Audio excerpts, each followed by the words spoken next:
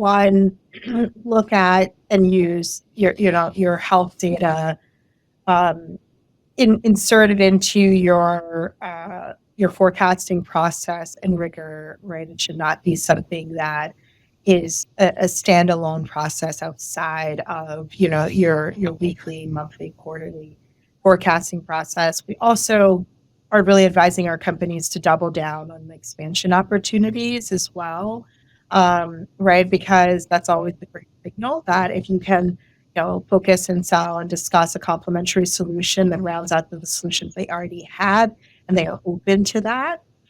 Some of our companies, we have just kind of formalized that process of business in jeopardy or churn, like so that it's like we've taken the signals. Now there's a watch list, so to speak, that they have.